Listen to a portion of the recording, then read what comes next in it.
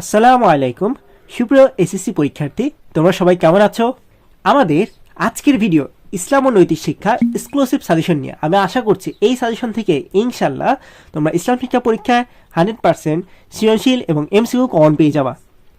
আজকের ভিডিওতে তোমরা সৃজনশীলের কমপ্লিট গাইডলাইন পেয়ে যাওয়া, কোন টপিকগুলো পড়তে হবে এবং কোন পার্টগুলো পড়লে ভালো হয় তোমাদের এসএসসি পরীক্ষার জন্য। এর পাশাপাশি এই পার্টগুলো তোমরা উদ্দীপকে দিলে কিভাবে চিনতে পারবা, এটা সম্পর্কে কমপ্লিট গাইডলাইন পেয়ে যাবে আজকের ভিডিওতে। আমাদের ইসলাম ও নৈতিক শিক্ষা ফার্স্ট চ্যাপ্টার হচ্ছে আকায়েদ ও নৈতিক জীবন। এই চ্যাপ্টারে সবচেয়ে বেশি গুরুত্বপূর্ণ নাম্বার 1 টপিকটা হচ্ছে তাওহীদের বিশ্বাস। এখন তাওহীদের বিশ্বাস বিষয়টা কি? তাওহীদের বিশ্বাস বিষয়টা হলো আল্লাহর একত্ববাদে বিশ্বাস করা, আল্লাহ এক এবং অদ্বিতীয়, এই বিষয়টা বিশ্বাস করাই হচ্ছে গিয়ে তাওহীদের বিশ্বাস। তাহলে আকায়েদের মূল বিষয় হচ্ছে তাওহীদ, এটা ব্যাখ্যা করতে বলে। আবার ইসলামে তাওহীদের প্রভাব ব্যাখ্যা করতে বলে। আসলে তাওহীদ না থাকলে আসলে ইসলাম কিংবা ঈমান কোনোটাই পরিপূর্ণ নয়। আর ইসলামে প্রবেশের মূল শর্তই হচ্ছে তাওহীদে বিশ্বাস। সো তোমরা তাওহীদে বিশ্বাস থেকে এগুলো পড়ে নিবা। তেমন নৈতিক শিক্ষার ক্ষেত্রে সবচেয়ে গুরুত্বপূর্ণ বলবো কোন জিনিসগুলো সৃজনশীলের জন্য লেখা জরুরি। আল কোরআনের একটা আয়াত এবং একটা হাদিস মুখস্থ করার চেষ্টা করবা, যাতে তোমরা যে কোনো একটা টপিক সম্পর্কে সুন্দরভাবে গুছিয়ে লিখতে পারো। তোমরা চেষ্টা করবা বিগত বছরের বোর্ড প্রশ্নগুলার ক এবং খ গুলা মুখস্থ করে ফেলার। আর বোর্ড বই রিডিং ভালোভাবে পড়তে হবে। রিডিংয়ের মধ্যে থেকে সবচেয়ে গুরুত্বপূর্ণ কোনগুলা, যেমন ধরো তাওহীদ শব্দের অর্থ কী, ঈমান শব্দের অর্থ কী, হ্যাঁ ঈমান কোন ধরনের শব্দ, আরবি শব্দ নাকি ফার্সি শব্দ, এগুলো কিন্তু পরীক্ষায় চলে আসে। শরীয়তের পরিভাষায় এগুলা কাকে বলে, হ্যাঁ তাওহীদ কাকে বলে, ঈমান কাকে বলে, এগুলা হুবহু না হইলেও তোমাকে কাছাকাছি হইলেও কিন্তু লিখতে হবে। ক এবং খ এর জন্য অনেক বেশি গুরুত্বপূর্ণ। তারপর নাম্বার 2 ইম্পর্টেন্ট যেটা বলবো, ঈমান মানব জীবনে কিভাবে প্রভাব ফেলবে, অথবা মানবিক মূল্যবোধ বিকাশে ঈমানের গুরুত্ব ব্যাখ্যা করো। এই জিনিসটা কাছাকাছি আরও কিছু উদ্দীপক দিয়ে দিবে যে ঈমানের কোন দিকটি ফুটে উঠেছে, অথবা 7টি মৌলিক বিষয়ের বিশ্বাসের গুরুত্ব। যেরকম ধরো আমরা জানি ঈমানের 7টি মৌলিক বিষয়ের মধ্যে আল্লাহর প্রতি বিশ্বাস, ফেরেশতাদের প্রতি বিশ্বাস, রাসূলগণের প্রতি বিশ্বাস, আসমানি কিতাবের উপর বিশ্বাস, তারপর আখিরাতের উপর বিশ্বাস, তাকদীরের প্রতি বিশ্বাস, তাকদীর ভালো মন্দ আল্লাহর পক্ষ থেকে নির্ধারিত হয়, কিংবা ভাগ্যের উপর বিশ্বাস যেটা বলতে পারো, মৃত্যুর পর পুনরুত্থানের প্রতি বিশ্বাস। তাহলে এই জিনিসগুলা হচ্ছে 7টি ঈমানের মৌলিক বিষয়। তাহলে এই জিনিসগুলা বিশ্বাস করার পর তারপরে তুমি ইসলামে প্রবেশ করতে পারবা। আর যে ঈমান গ্রহণ করে তাকে বলা হয় মুমিন, আর যারা ইসলাম পরিপূর্ণ মেনে চলতে পারে তাদেরকে বলা হয় মুসলিম। এই পার্থক্যটা কিন্তু প্রায় পরীক্ষাতেই দিয়ে দেয়, এমসিকিউতেও তোমরা পেয়ে যেতে পারো। আমরা তারপরে নাম্বার 3 কোয়েশ্চেনটা আসতেছে শিরকের কুফল বা পরিণতি। শিরকের ভয়াবহতা এটা বর্ণনা করতে বলতে পারে। উদ্দীপকের কর্মকাণ্ডে কি ফুটে উঠেছে, তোমাকে একটা উদ্দীপক দিয়ে দেবে, সেখানে দেখবা যে আল্লাহ তাআলার সাথে কিংবা অন্য কোনো সৃষ্টিকর্তার সাথে কাউকে শরীক করা হয়েছে। তাহলে এই জিনিসটা যখন তোমরা পাবা তখন এটাকে কি বলবা? শিরক। শিরক বা শিরক ক্ষমার অযোগ্য অপরাধ। শিরক শব্দের অর্থ আসলে বলা হয় অংশীদার বা সাব্যস্ত করা, অর্থাৎ আল্লাহ তাআলাকে এক সৃষ্টিকর্তা হিসেবে না মেনে একাধিক উপাসনায় বিশ্বাস করা, একাধিক সৃষ্টিকর্তাকে মেনে নেওয়া, এই বিষয়গুলো আসলে শিরকের অন্তর্গত। এই শিরক বা শিরক ক্ষমার অযোগ্য অপরাধ, এটা অনেক বড় কবিরা গুনাহ। আল্লাহ তাআলা এই অপরাধ কখনোই ক্ষমা করবেন না। আর শিরক হচ্ছে আমাদের যে তাওহীদ পড়েছিলাম, তাওহীদের বিপরীত, সম্পূর্ণ বিপরীত হচ্ছে গিয়ে শিরক। তাওহীদ বিষয়টা ছিল আল্লাহর একত্ববাদ, আর শিরক হচ্ছে গিয়ে একাধিক উপাসনা করে অথবা একাধিক সৃষ্টিকর্তা মেনে নেয়, এরকম বিষয়গুলা। তারপর নাম্বার 4 বলবো আখিরাতে বিশ্বাস ও এর বিভিন্ন স্তর। যেরকম ধরো আখিরাতে বিশ্বাসের ক্ষেত্রে তোমাকে কি বলতে পারে? সিরাতের গুরুত্ব ব্যাখ্যা করো, হাসরের গুরুত্ব ব্যাখ্যা করো, চিরস্থায়ী শান্তির স্থান জান্নাত ব্যাখ্যা করো, যন্ত্রণাদায়ক স্থান জাহান্নাম, এগুলো সম্পর্কে একটু কোরআনের আয়াত এবং হাদিস দ্বারা ব্যাখ্যা করার চেষ্টা করবা। আবার শাফায়াতের গুরুত্ব, শাফায়াত কেন জরুরি, আখিরাতে বিশ্বাস মানুষকে কিভাবে সৎকর্মশীল করে তোলে। আমরা জানি আখিরাত বলতে মৃত্যুর পর পরবর্তী জীবনকে বলা হয়। এই আখিরাতের উপর বিশ্বাস আমাদের জীবনের জন্য অনেক বেশি গুরুত্বপূর্ণ। সিরাত মানে হলো পথ বা রাস্তা। আমরা এই বিষয়গুলা অর্থ জানার চেষ্টা করব। জাহান্নাম কয়টা, জান্নাত কয়টা এবং এদের উদাহরণগুলা কোনগুলা, এগুলো একটু ভালো করে মুখস্থ রাখার চেষ্টা করবে, কারণ এখান থেকে প্রায়ই দেখা যায় এমসিকিউ চলে আসে। আর শাফাত বিষয়টা কি? শাফাত বিষয়টা হচ্ছে গিয়ে সুপারিশ করা। হাসনের ময়দানে নবী করিম সাল্লাল্লাহু আলাইহি সাল্লাম, হযরত মুহাম্মদ সাল্লাল্লাহু আলাইহি সাল্লাম আমাদের জন্য শাফায়াত করবেন। এই শাফায়াতের গুরুত্বটা কি, এটা আমাদেরকে ব্যাখ্যা করতে বলে মাঝে মধ্যে। আচ্ছা, এরপর আসতেছে আমরা 5 নাম্বার রিসালাত বা নবুয়ত বা নবী রাসূলগণ। হ্যাঁ, এরা কিভাবে বার্তা পৌঁছেছেন। আমরা জানি রিসালাত মানে হচ্ছে বার্তা বা মেসেজ পৌঁছানো। তাহলে এখান থেকে আমরা যেটা বুঝবো, আমাদেরকে উদ্দীপকে বলে দিবে যে কোনো একজন আরেকজনের সাথে সাক্ষাৎ করেছেন, অথবা বিভিন্ন মানুষের সাথে কথাবার্তা বলেছেন, অথবা আল্লাহ তাআলার দাওয়াত পৌঁছে দিয়েছেন, এরকম উদ্দীপক দিয়ে দিলে বুঝতে পারবো এটা রিসালাত বা নবুয়ত বা নবী রাসূলগণের প্রতি নির্দেশ করেছে। তাহলে এখান থেকে যে বিষয়গুলো তোমাকে বলতে পারে, একজন ধরো নবুয়তে অবিশ্বাস করে, এই বিষয়টা তোমাকে ব্যাখ্যা করতে বলে, নবুয়তে অবিশ্বাসের পরিণতি অত্যন্ত ভয়াবহ, এই বিষয়টা ব্যাখ্যা করো। তারপর যেটা আসবে খতমে নবুয়তে বিশ্বাস। এখন খতমে নবুয়ত কোনটা? আমরা জানি হযরত মুহাম্মদ সাল্লাল্লাহু আলাইহি ওয়াসাল্লাম তিনি হচ্ছেন শেষ নবী এবং রাসূল। এই জিনিসটাকে বিশ্বাস করতে হবে, এই জিনিসটা বিশ্বাস করা অনেক গুরুত্বপূর্ণ। যাদের এই বিষয়টাতে বিশ্বাস নেই তারা ঈমান হারা হয়ে যাবে। আল্লাহ সুবহানাহু ওয়া তাআলা স্বয়ং কোরআনে এই সম্পর্কে বিস্তারিত বলেছেন। আমাদের হযরত মুহাম্মদ সাল্লাল্লাহু আলাইহি ওয়াসাল্লাম তিনি শেষ নবী এবং তিনি শেষ রাসূল। সো এই জিনিসটা মনে প্রাণে বিশ্বাস করতে হবে। আর খতমে নবুয়তে বিশ্বাসের পরিপন্থী বা খতমে নবুয়তে বিশ্বাসের বিপরীত কি হইতে পারে এটা সম্পর্কে তোমাকে ব্যাখ্যা করতে বলতে পারে। সো তোমরা এটা সম্পর্কে আইডিয়া রাখবা। তাহলে আমি যেগুলো দিয়েছি এগুলো কিন্তু অনেক বেশি গুরুত্বপূর্ণ সৃজনশীল। আমি কিন্তু লাস্ট 7 ইয়ার্সের বোর্ড কোশ্চেন অ্যানালাইসিস করেছি এবং প্লাস এই ইয়ারের টেস্ট পেপার অ্যানালাইসিস করে এই কোশ্চেনগুলো দিয়েছি। তোমরা দেখতে পারতেছো একটা টপিক থেকে কিন্তু 3-4 ভাবে কোশ্চেন চলে আসে। আমি চেষ্টা করেছি তোমরা যাতে মাত্র এই একটা টপিক পড়ে এই 2 থেকে 3টা কোশ্চেনের অ্যান্সার কিন্তু লিখতে পারো। সো তোমরা এইভাবে প্রিপারেশন নাও, আমি আশা করছি তোমরা অনেক হেল্পফুল হবে। আমি আশা করছি তোমরা যদি এই টপিক অনুযায়ী পড়তে পারো তাহলে সৃজনশীলের কোনো টেনশনই থাকবে না, আর অলমোস্ট 50% এমসিকিউ কভার হয়ে যাবে শুধুমাত্র এই টপিকগুলো কমপ্লিট করার মাধ্যমে। সো তোমরা নিশ্চিন্তে থাকতে পারো, ইসলাম পরীক্ষা A+ নিশ্চিত পেয়ে যাবা। এরপর বলবো নাম্বার 6, কুফরের বৈশিষ্ট্য বা কাজ। আমাদেরকে বলবে কুফর বিষয়টা কি। অর্থ হচ্ছে অবিশ্বাস। আমরা জানি ইমানের সম্পূর্ণ বিপরীত হচ্ছে কুফর। ইমানের মৌলিক 7টি বিষয়কে অস্বীকার করাই হচ্ছে কুফর। তারপরে আবার আরেকটা জিনিস যেটা বললাম, ইমানের বিপরীত ব্যাখ্যা করতে বলে। তারপর কুফর মানব জীবনে ভয়াবহ পরিণতি ব্যাখ্যা করো, হ্যাঁ, অথবা এই বক্তব্যটা যথার্থ কিনা এগুলো ব্যাখ্যা করতে বলে। নর্মালি ফার্স্ট চ্যাপ্টারে এই কোশ্চেনটা বেশিরভাগ দিয়ে দেয়, বক্তব্যটা যথার্থ কিনা। সো তোমরা এইভাবে প্রিপারেশন নাও। আবার দেখো এই যে এখানে আরেকটা কোশ্চেন ছিল, আকাইদের কোন বিষয়টি ফুটে উঠছে ইমান থেকে। এই যে কোশ্চেন কিন্তু প্রায়ই দিয়ে দেয়, বলে যে ইসলামে কোন বিষয়টি ফুটে উঠেছে, আকাইদে কোন বিষয়টি ফুটে উঠছে। তারপর ইসলাম আল্লাহ তাআলা পূর্ণাঙ্গ জীবন বিধান, এটা আমাদেরকে ব্যাখ্যা করতে বলে ইসলাম এবং ইমানের সাহায্যে। তারপর ইমান ও ইসলাম একে অপরের পরিপূরক, এই জিনিসটা ব্যাখ্যা করতে বলে। আচ্ছা, তারপর আসতেছি নাম্বার 7, আসমানি কিতাব আল কোরআন। আসমানি কিতাব এবং আল কোরআনের মধ্যে শ্রেষ্ঠত্ব ব্যাখ্যা করতে বলে, অথবা উদ্দীপকে কোন বিষয় ইঙ্গিত করা হয়েছে। দেখবা বেশ কিছু কিতাবের কথা বলা থাকবে উদ্দীপকে, কিংবা বেশ কিছু বইয়ের কথা বলা থাকবে যেগুলো আমাদের ইসলাম ধর্ম পালনে এবং বিভিন্ন ধর্ম পালনে গুরুত্বপূর্ণ ভূমিকা পালন করে। সো এই জিনিসটা গুরুত্বপূর্ণ। তাহলে আমার সাজেশন থাকবে প্রথম চ্যাপ্টার থেকে এই 7টা টপিক ভালোভাবে পড়ে ফেলো।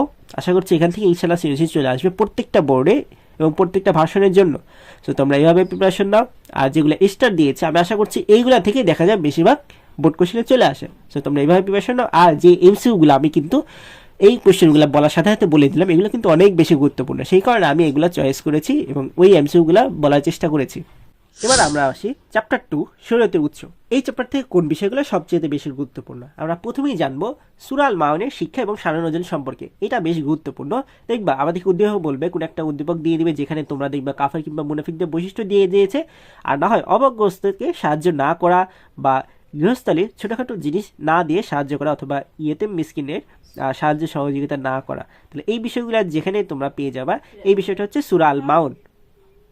সূরা আল মাউনের শিক্ষা বা মর্মার্থের প্রতিফলন, এটা তোমাকে ব্যাখ্যা করতে বলবে। অথবা দানশীল হওয়া, এটা কোন সূরার শিক্ষা, এটা হচ্ছে সূরা আল মাউনের শিক্ষা। এরপরে মোস্ট ইম্পর্টেন্ট টপিক হচ্ছে সূরা আল ইনশিরা। সূরা আল ইনশিরা থেকে তোমাদের যে জিনিসটা অবশ্যই পড়তে হবে শিক্ষা এবং শারীর, এর অর্থটা পড়তে পারলে অনেক ভালো। আচ্ছা, এটার সামারিটা কি হচ্ছে গিয়ে, সুখ দুঃখ এবং কষ্ট আসবেই, এই বিষয়টা যদি উদ্দীপকে পাও তাহলেই বুঝতে হবে এটা সূরা আল ইনশিরা থেকে এসেছে। এবং বিপদে ধৈর্য ধারণ করা, এটাও সূরা আল ইনশিরার শিক্ষা। আবার শতকষ্টের মাঝেও ইবাদতে মশগুল থাকা, মহান আল্লাহ সুবহানাহু ওয়া তাআলার ইবাদতে মশগুল থাকা, এই বিষয়টা শিক্ষা দিয়েছে সূরা আল ইনশিরা থেকে। তারপরে আমাদেরকে উদ্দীপকে বলবে কোন সূরার শিক্ষা ফুটে উঠেছে, অথবা এটা শিক্ষা শারীর এগুলো একটু ব্যাখ্যা করতে বলে। সো তোমরা এভাবে পড়ে নিবা। সেমিস্টার দিয়েছি যে টপিকটাতে, এগুলো একটু রিভিশন দেওয়ার চেষ্টা করবা। এখান থেকে নাম্বার 3 বলবো সূরা 3-এর শিক্ষা এবং শারীর ভালো করে পড়ো। সূরা 3 থেকে তোমরা কি পেয়ে যাবা, যে মানুষ সৃষ্টির সেরা জীব এবং শ্রেষ্ঠত্ব, মানুষের শ্রেষ্ঠত্ব বর্ণনা করে দেওয়া হয়েছে। তারপর সৎকর্মশীল হিসেবে অনুপ্রেরণা দেওয়া হয়েছে মানুষকে মহান আল্লাহ সুবহানাহু ওয়া তাআলা সুন্দরতম গঠন দিয়ে তৈরি করেছেন, সফলতার দিক নির্দেশনা দেওয়া হয়েছে।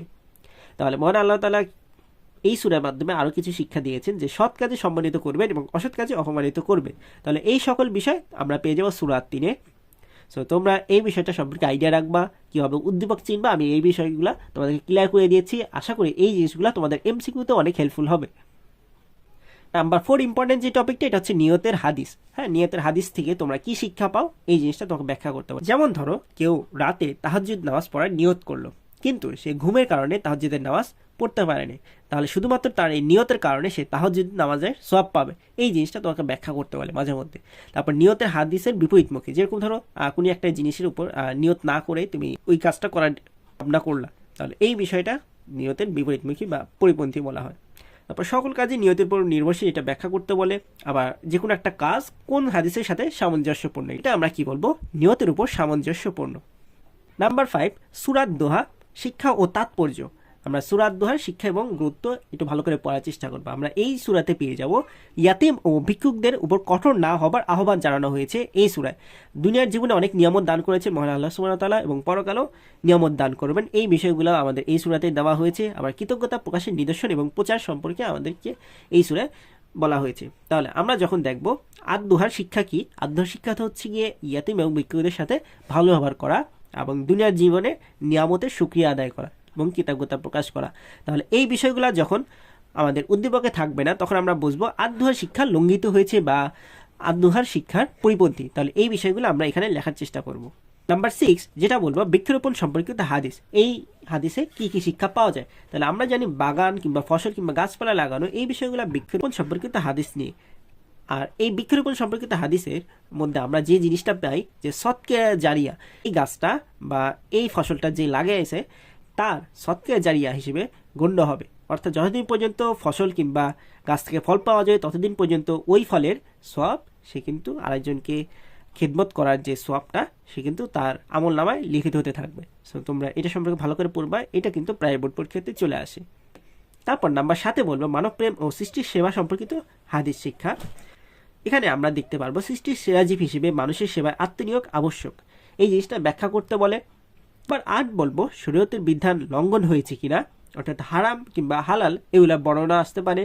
তোমাকে ফরজ ইবাদত সম্পর্কে জিজ্ঞাসা করতে বলে, ওয়াজিব ইবাদত সম্পর্কে জিজ্ঞাসা করতে বলে। যেরকম ধরো আমরা জানি 5 ওয়াক্ত নামাজ পড়া হচ্ছে গিয়ে ফরজ আইন, আর জানাজার নামাজটা হচ্ছে ফরজে কিফা, এই জিনিসটা ব্যাখ্যা করতে বলে তোমাকে মাঝে মধ্যে।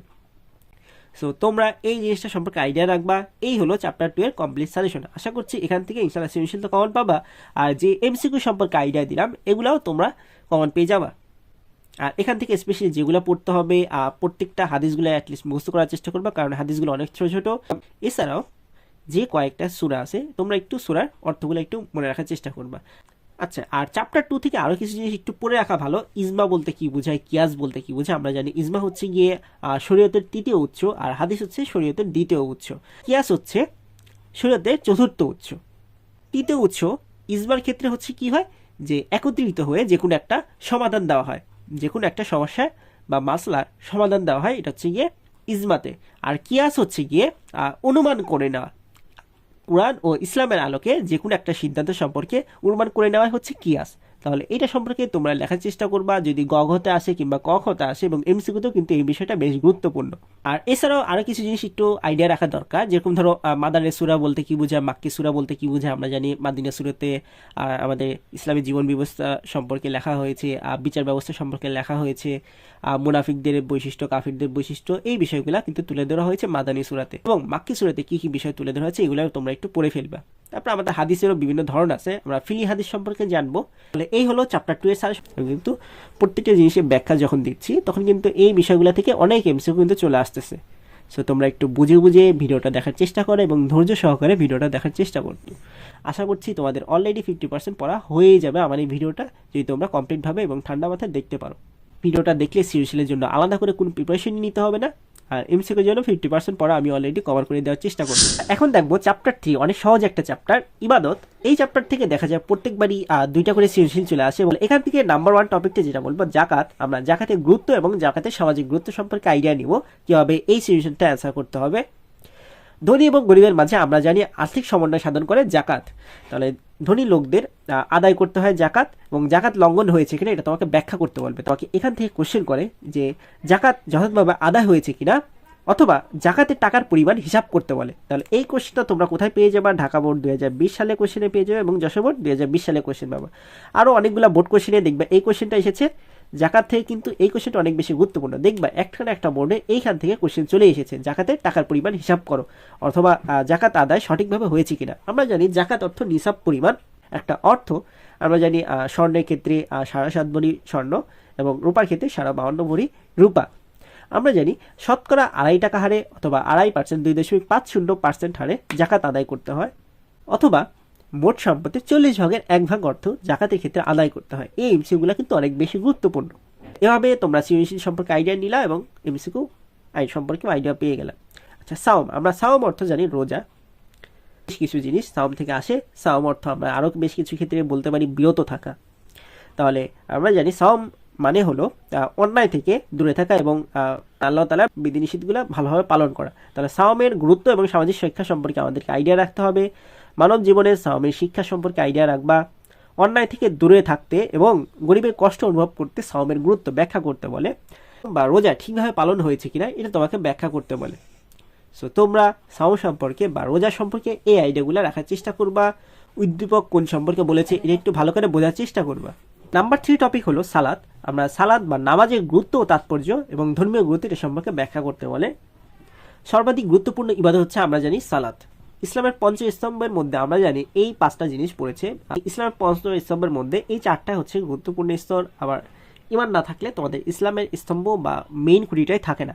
সো তোমরা এগুলো সম্পর্কে ভালো করে আইডিয়া রাখার চেষ্টা করবা। তাহলে নাম্বার 3 থেকে বলবো সালাতের গুরুত্ব ও তাৎপর্য এবং ধর্মীয় গুরুত্ব ব্যাখ্যা করো। সর্বাধিক গুরুত্বপূর্ণ ইবাদত কেন এটা ব্যাখ্যা করতে বলে। সালাতের কারণে জীবনে কিভাবে পরিবর্তন আসে। আমরা জানি সালাতটা নিয়মিতভাবে আদায় করার কারণে মানুষের বিভিন্ন গুনাহ থেকে বিরত থাকতে পারে, বিভিন্ন ধরনের পাপ কাজ থেকে বিরত থাকতে পারে। সো সালাতের গুরুত্ব, মানব জীবনে সালাতের গুরুত্ব এটা সম্পর্কে আইডিয়া রাখবা।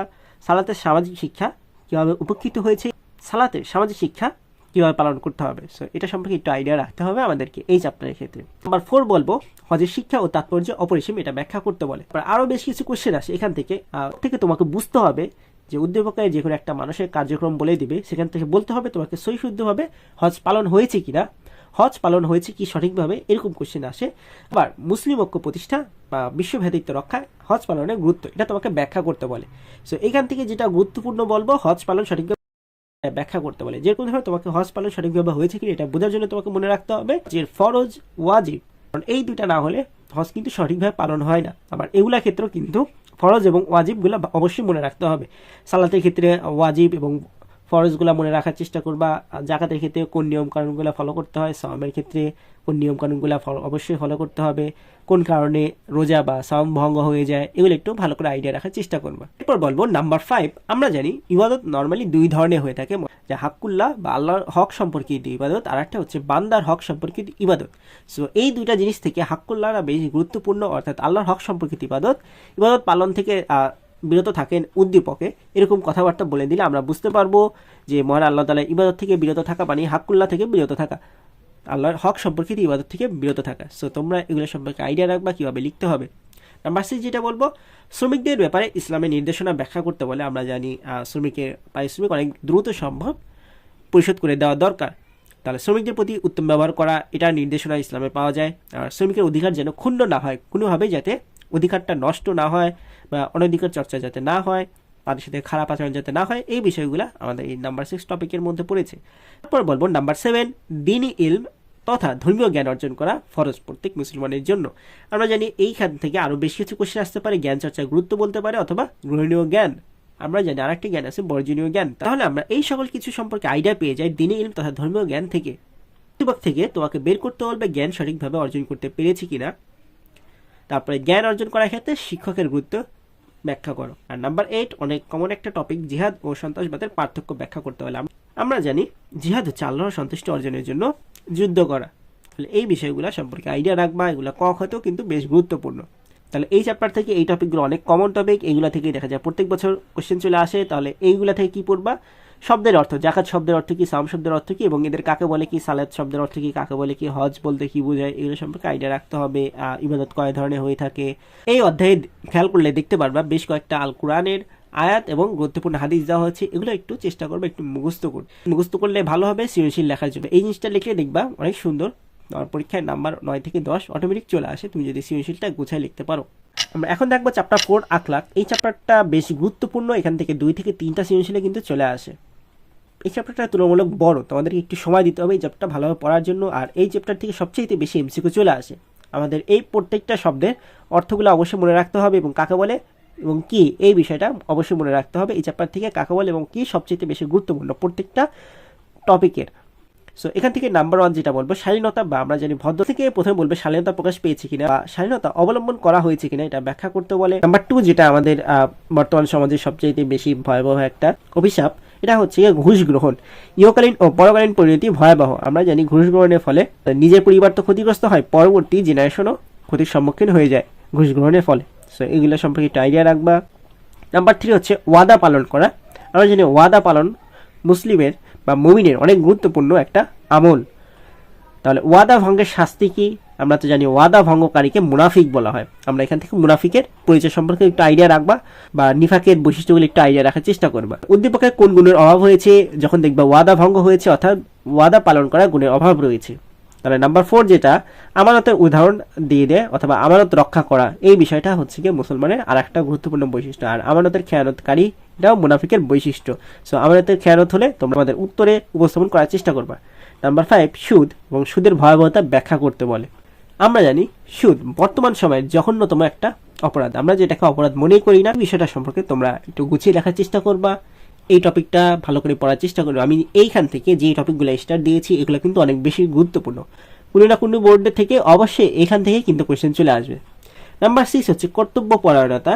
যে কোথাও পরিবারের দায়িত্ব যদি কেউ পালন করে তাহলে এটাকে বলা হবে কর্তব্য পরায়ণতা। তারপর উদ্দীপকে কোন গুণটির অভাব রয়েছে, কেউ যদি দায়িত্ব অবহেলা করে তাহলে এই বিষয়টাকে বলা হবে কর্তব্য পরায়ণতা গুণের অভাব। নাম্বার 7 স্বদেশপ্রেমের গুরুত্ব এবং স্বদেশপ্রেমের অভাব। আমরা জানি দেশপ্রেমের গুরুত্ব তোমাকে বর্ণনা করতে পারে এই সম্পর্কিত হাদিস এবং কোরআনের আয়াত লেখার চেষ্টা করবা। আর স্বদেশপ্রেমের অভাব হলে কি কি ভয়াবহ পরিণত হইতে পারে এগুলো একটু ভালো করে লেখার চেষ্টা করবা। তারপর নাম্বার 8 বর্তমান সমাজে ভয়াবহ একটা কাজ, এটা হচ্ছে গিয়ে গীবত। আমরা জানি গীবত হচ্ছে গিয়ে অন্যের অনুপস্থিতিতে তার সম্পর্কে খারাপ কিছু বলা। তাহলে এই বিষয়টা হচ্ছে গীবত। তাহলে গীবত পরিহারের উপদেশ সম্পর্কে ভালো করে পড়তে হবে। গীবত থেকে বাঁচার উপায় এটা সম্পর্কে আমাদেরকে জানতে হবে। নাম্বার 9 বর্তমান সময়ের আর একটা সবচেয়ে নিকৃষ্ট একটা কাজ হচ্ছে প্রতারণা। আমরা দেখা যায় প্রতিনিয়ত প্রতারণা বা ফ্রডে শিকার হয়ে যাচ্ছে। তাহলে প্রতারণা ভয়াবহতা সম্পর্কে আমাদেরকে ব্যাখ্যা করতে বলে। সমাজের শান্তি এবং শৃঙ্খলা নষ্ট করে প্রতারণা। আমরা বিভিন্ন ধরনের প্রতারণা ঘটনা দিয়ে দিই উদ্দীপকে, তোমরা সেই অনুযায়ী লেখার চেষ্টা করবা।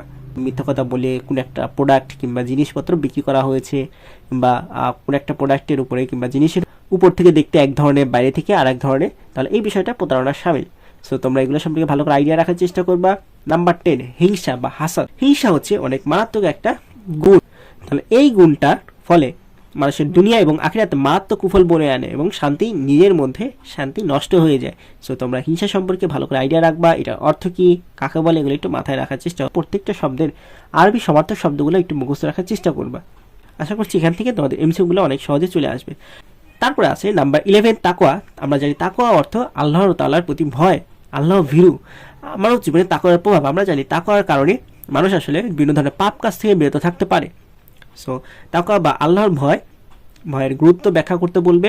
তোমরা এটা সম্পর্কে লিখবা। আল্লাহর ভয় না থাকলে আমরা জানি আমরা আসলে কোনো ধরনের পাপ কাজ থেকে বিরত থাকতে পারতাম না। তারপর নাম্বার 12 বলবো মানব সেবার গুরুত্ব এবং তাৎপর্য। এবং মানব সেবা খুবই প্রশংসনীয় একটা কাজ। তাহলে মানব সেবা সম্পর্কে তোমরা বেশ কিছু গুরুত্বপূর্ণ বিষয় আসলে লেখার চেষ্টা করবা। মানব সেবা করা কেন জরুরি এগুলো সম্পর্কে একটু লেখার চেষ্টা করবে। এগুলো কিন্তু অনেক সহজে বানায় লিখতে পারবে। এই চ্যাপ্টারটা কিন্তু অনেক সহজ। তুমি একটু যদি টপিকটা সম্পর্কে অর্থটা এবং কাকে বলটা যদি বুঝতে পারো কিংবা জানা থাকে, এটা সম্পর্কে কিন্তু তুমি ঘুরায় ফিরায় লিখতে পারবে অনেক সহজে। তারপর নাম্বার 13 যেটা বলবো সত্যবাদিতা। আমরা জানি সত্যবাদিতার গুরুত্ব এবং তাৎপর্য বর্তমান সমাজে অপরিসীম অথবা মানব জীবনে প্রভাব অপরিসীম। কারণ সত্যবাদিতার কারণে আসলে যে কোনো একটা মানুষ বিশ্বস্ত হয়ে ওঠে এবং তার একটা সম্মান বা মর্যাদা তৈরি হয়। এবার নাম্বার 14 যেটা বলবো সাম্প্রদায়িক সম্প্রীতিতে গুরুত্ব অথবা ইসলামিক ভ্রাতৃত্বের বহিঃপ্রকাশ কীভাবে ঘটেছে। তাহলে সাম্প্রদায়িক সম্প্রীতি এটা একটু ভালো করে পড়ার চেষ্টা করবো। নাম্বার 15 মিতব্যয়িতা। মিতব্যয়িতা আমরা জানি প্রয়োজন মতো খরচ করা। তাহলে মিতব্যয়িতা মানব জীবনের গুরুত্ব, পর্দা এবং মিতব্যয়িতার মধ্যে সম্পর্ক এটা একটু ভালো করে আইডিয়া রাখার চেষ্টা করবো। পর্দাটা নর্মালি আমাদের শালীনতার মধ্যে পড়েছে। নাম্বার 16 কর্মবিমুখতা। কর্মবিমুখতার কুফল সম্পর্কে ভালো করে আইডিয়া রাখতে হবে। আমরা কর্মবিমুখতা মানে জানি যে কাজ করতে অনাগ্রহী বা কাজের প্রতি তার ইচ্ছা একেবারেই নেই। তাহলে এই বিষয়গুলো যেখানেই যে উদ্দীপকে তোমরা পাবা সেটাই বলবে কর্মবিমুখতা। নাম্বার 17 নারীর প্রতি সম্মানবোধ। আমাদের সমাজে নারীর প্রতি সম্মানবোধ একেবারেই নেই বললেই চলে। সো আমরা নারীর প্রতি কীভাবে সম্মান দেখাবো এই বিষয়টা আমরা নাম্বার 17 টপিক থেকে আইডিয়া পেয়ে যাব। সো তোমাদেরকে বলেই দিলাম কীভাবে সৃজনশীলগুলো লেখার আইডিয়া পেয়ে গেলা, আর যে বিষয়গুলো সম্পর্কে এমসিকিউ পড়তে বললাম এগুলো সম্পর্কে আইডিয়া রাখার চেষ্টা করবা। এখান থেকে কী পড়তে হবে, আরবি প্রতিশব্দ কী, কাকে বলে কী, আল কোরআনে বেশ কয়েকটা আয়াত এবং গুরুত্বপূর্ণ হাদিস। সো এই হলো চ্যাপ্টার 4 আখলাক। যে কোনো একটা চ্যাপ্টার না পড়লে কিংবা ওই চ্যাপ্টারটা সম্পর্কে ভালো করে আইডিয়া না থাকলে ওই চ্যাপ্টারে সিকিউ কিংবা এমসিকিউ কোনোটাই কিন্তু লিখতে পারবে না। আমরা জানি একটা চ্যাপ্টার থেকে 5 থেকে 6টা এমসিকিউ চলে আসে কিন্তু আমাদের ইসলাম ও নৈতিক শিক্ষা এই সাবজেক্টে।